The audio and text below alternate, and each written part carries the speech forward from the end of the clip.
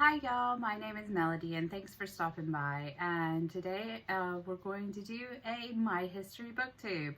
And for this My History Booktube, I have read 12 Years a Slave by Solomon Northup. As many of you know, 12 Years a Slave is the memoirs of Solomon Northup, a slave that was basically a free man who was captured and was made a slave.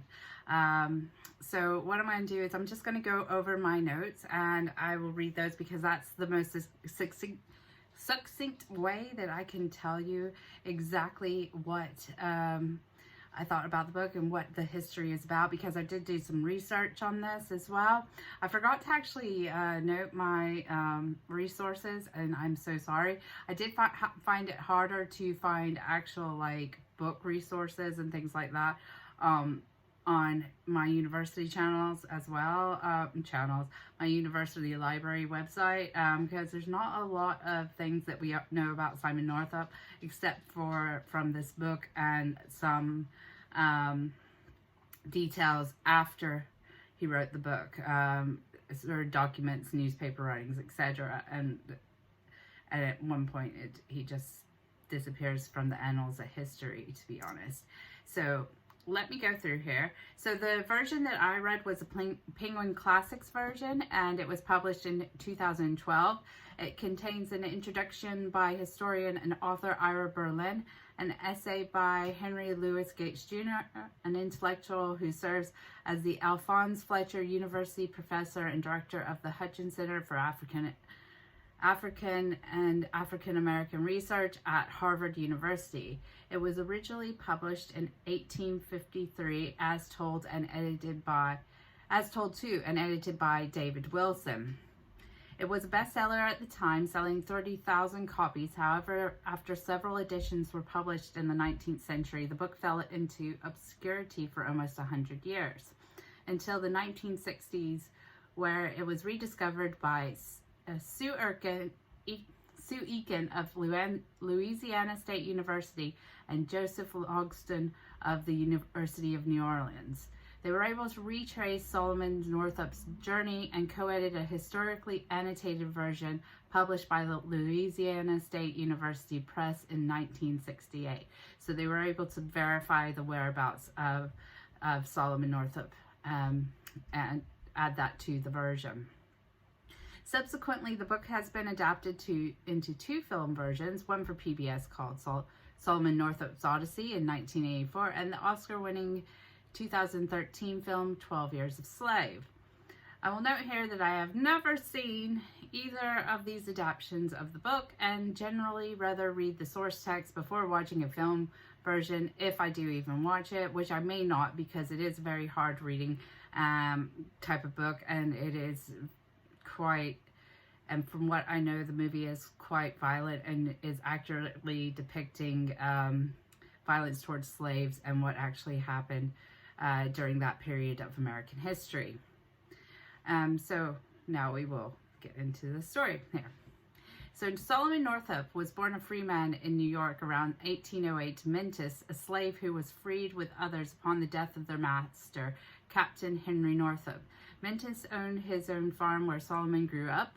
Solomon worked on the farm, and he had received some education where he was able to read and write. He married Anne Hampton in 1828, and in 1834 they sold their farm and moved to Saratoga Springs, New York, where they both worked odd jobs to support the family and that they had with 3 children. Solomon worked in both Canada and the United States as a laborer. It is also important to note that Solomon was a skilled fiddler and was hired for dances and also as an entertainer as well. It was his skill as a fiddler that he found himself recruited by 2 men in March of 1841 to join their circus act. At one point, they go to get papers which show that Solomon was a free man, for him to be able to travel to slave states without fear of being taken in as a slave or being persecuted as a slave. So they traveled south to Washington, D.C., and in early April, he was drugged and kidnapped while in the company of these two men who had promised him a job. He found himself in a slave cell in shackles where other kidnapped black men and women were being held. His papers had also been stolen. During this time, if he protested that he was a free man, he would be beaten with a whip until he stopped saying it. His captors had told the slave trader that he had been born a slave in Georgia. So the two men that picked him up and said he's going to go be working in a circus. Instead, they were actually they were actually lying to him in order so that they could take him to a slave market so that they can get money from the sale of him. During that time, he was then brought with the others to Richmond, Virginia, to a ship traveling to the slave market in New Orleans.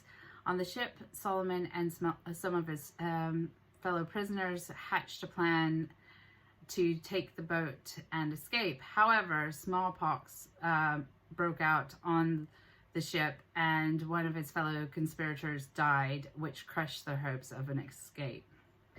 In June, at the New Orleans slave market, he is sold under the pseudonym of Platt Hamilton, which was given him to hide his true origins by the circus men who sold him to the slave trader.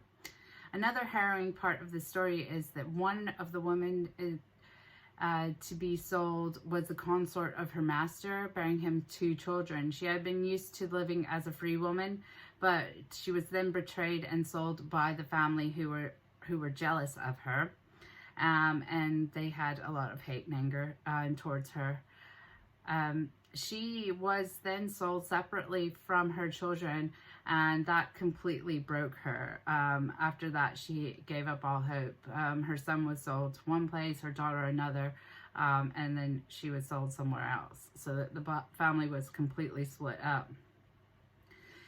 At this point as well, Solomon was able to send a letter to his family to tell him that he had been kidnapped and he was in New Orleans. The letter, so he gave it to one of the ship workers, and he took that into New Orleans. The letter was actually received, but did not hold enough information to gather his whereabouts to where to find him, as it was received after he had been sold and taken on. After being sold, Solomon spends the next 12 years in the Baobab plantation region of central Louisiana's Red River Valley. He was owned first by William Prince Ford, who he praised in the book for his kindness as a religious man and someone who taught religion to his slaves. So on a Sunday, I think they also said, if I can remember right, on Sundays they didn't work. They had a church service at that plantation because Ford was so into religion that he wanted all the slaves to have religion as well. However, it's a bit of a sticky issue, that. Anyway. However, as Ford's farm failed, Solomon was sold in 1842 to John M. Thibault for a repayment of debt. Ford actually retained 40% of the ownership of Solomon, but Thibault took him as his only slave. Thibault attempted to whip him, which started a fight between Solomon and Thibault, and it led to Thibault trying to lynch him with other people in the area. Solomon was saved by Ford's overseer, Anderson Choffin, after another fight. Solomon went to Ford for protection, where Ford demanded that Thibault sell or lease him. It was at this point that Solomon's life changed for the worse, as in 1843 he was sold to Edwin Epps, where he would remain until his release. This is where the book goes into extreme detail of life with Epps and the violence perpetuated on him and his fellow slaves. Epps was a drunk with a bad temper and would beat his slaves regularly. Solomon was an artisan slave, a field hand, and a driver. There are points where Solomon has to whip other slaves, and he states that he would make deals so that they would scream, but he would only actually get the whip close to their body to make it look like he he was whipping him, but not actually touching him. He was also hired out to other sugar planters and processors for his expertise that he had gained. He did have several bids for freedom, but failed after living in the swamp for a few days. Even though he could swim, unlike other slaves, and the dogs couldn't trace him through the swamp, but he kept going back. I don't know if it was because he just saw it as pointless, and he was just going out and wait until they got calm after he'd had an argument or made the slave master mad at him. But there are several points where he's saying that he had run away from the dogs couldn't find him, and the slave masters and field overseers couldn't find him either because he could swim, whereas other slaves couldn't swim because they had never been taught. However, he lived in New York and Canada, where he learned how to swim. Okay, so he was also used for his fiddle, and he also states in this book that if it wasn't for his skill, he would have been worse off than he was. So, because he was a dab hand at the fiddle, and he would play it during Christmases and things like that, and dances and things for the various plantation owners. He would get hired out to actually play his fiddle. And he made some money off of that he could spend as he wanted to, because other slaves didn't have money to spend, whereas he had a little bit of money there. In June 1852, a Canadian abolitionist carpenter named Samuel Bass came to work on Epps' farm, and Solomon was able to arrange for letters to be delivered to his friends and family in New York to tell them of his situation. His wife Anne received one of those letters and enlisted the help of Henry B. Northup, who was the grandnephew of Solomon's father's master, who had released him. As Northup had known him for all his life, he was able to mobilize widespread support from the leading citizens of Sandy Hill, New York, and Fort Edward, New York, for his release. They used an 1840 statute that was designed to rescue New York citizens sold into slavery. Northup was then made an agent of the state of New York in November 1852 to find Solomon. He traveled to Louisiana with letters from a senator and a Supreme Court justice, as well as other affidavits confirming Solomon's real name and status as a free man. With the help of Bass, they were able to locate Solomon and obtain his freedom on January the 4th, 1853. His rescue was widely reported, and while stopping in Washington, D.C., he brought charges against James H. Birch, the slave trader that had held him there. But as black men were not able to testify, the case was dismissed as slave dealers testified on the behalf of the slave trader. He was reunited with his family later in January, and his book was published the same year. He was able to purchase property in upstate New York with the proceeds for his family. Not only this, but he became a national celebrity, and from 1853 to 57, he engaged in speaking tours. The New York kidnappers were identified and arrested and indicted in 1854. However, after a long legal battle in 1857, those charges were ultimately dismissed. After this, Solomon disappeared from public view, and it's possible, as evidence indicates, that he joined the Underground Railroad, helping slaves to reach Canada. We don't know when he died. However, he was not on the 1860 census, and we know that his wife Anne died in 1876. So the book actually goes into much more detail than I have written down here. However, that would make this video a lot longer, and I think it would be much better if you've read that book yourself, because this is only a potted history of what is actually in the book. So especially in the regards to the other slaves on the property, the treatment, and the way they behaved as well, and how others were not as lucky as he was. My thoughts on this book is that I do think that the narrative may have been toned down just a little bit by the help of the second author, due to the fact that they needed to gain support for the abolitionist cause and to make a book that was able to have been read by both women and men alike. It doesn't take away from the harshness and the abject suffering that the slaves went through.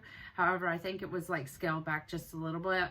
But then from what I hear about the movie is that they put in quite a lot in regards to that aspect actually in the movie.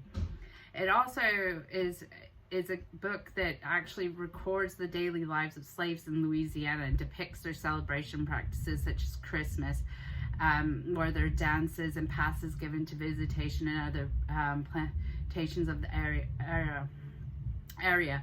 So it's a very important book, in fact, that it shows the daily lives of slaves, because we don't have a lot of history of what the daily lives of slaves went through, because the fact is that most slaves could not read or write, and they were unable to write down their own histories. However, I'm imagining, because this is not my potential field of historical reference, that there are some oral traditions that have been stories that have been handed down to families that they can tell, that have they were able to tell what happened to them in their lives and stuff like that, because that's a highly in a lot of cultures, I'm just trying to say this without saying this really wrong. In a lot of cultures, if you're unable to read and write, people have an oral tradition of storytelling where they tell the history orally, and it gets passed down from one generation to another. And that's what I'm trying to say, is that perhaps there are more books like this. However, this is one of the first books that's like completely written from the eyewitness perspective of a slave. And that's where this book is extremely important. So slave narratives are something that we need to look into and learn from, because if you go back and you look at this book, you could actually still see some of the information that we get now, with people being blatantly racist, to be honest, and their actions are very similar to the white characters in this book, and this book is an uncomfortable read, but it needs to make you uncomfortable, to make you see how those people felt at the time. And you have to read it like in a way that you know that this is history, this is someone else's actual story. It's and it's important because we need to know what actually went on, and normally history is written from a different perspective. So this perspective is a highly important perspective, and I'm actually quite grateful that they were able to find this book again and get it back into the bigger genre that we have now. I would hope that like this book is taught in schools as well, because I think it'd be highly important piece of literature to either read in history or in English class, because of the way it's written and things like that. But anywho, so as I don't really like to give a Goodreads star rating to books like these because they are important books. However, it gets no less than a 5, because this is something that is history, this is something that is important, and this is something that people need to be reminded of, because if we don't learn our history, we're doomed to replicate the past. I hope you learned something a bit about this, and I hope that you want to pick this book up. Like I say, it's Penguin Classic. You can get it fairly inexpensive on either Kindle, Amazon. It's available everywhere. If you do want to watch the movie, you can always rent those are usually widely available. However, I think I'm going to leave the movie because I've already got the descriptions in my head, and it's something that it's hard to read and hard to watch as well. I know it's supposed to be that way, but I don't, I'm trying to think of how to say this properly. I already understand that we have problems like this in society and that we all need to sort ourselves out of it.